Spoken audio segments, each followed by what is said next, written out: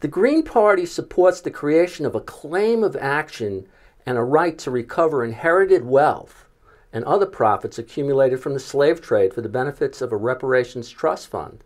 Now, the slave trade was made illegal over 200 years ago.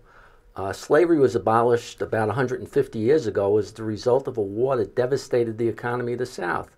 Is there really that much inherited wealth to go seize? I mean, maybe we're talking about going to your alma mater and taking 20% of their endowment, but other than that, where's the inherited wealth to grab for this reparations fund? As a consequence, in other words, inherited wealth that was accumulated through the slave trade and then passed down. Right. I mean, I'd like the forensic accounting job to trace that through, to find this prominent New England family and say, 10% of your net worth we can attribute to the slave trade. How's that happen? How do you do that? Yeah. Well, again, I'd have to say that,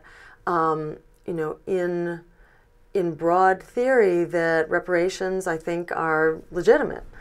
As to exactly how you do it, I'm not prepared to say on the fly, and I admit that this is not a lead issue in our campaign.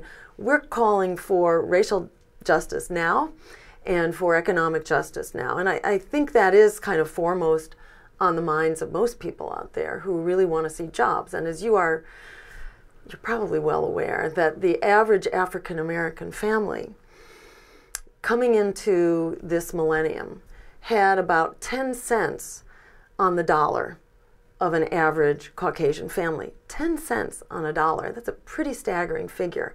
And what's happened over the past 6 years since the Wall Street crash is that 10 cents on the dollar has declined to 5 cents on the dollar.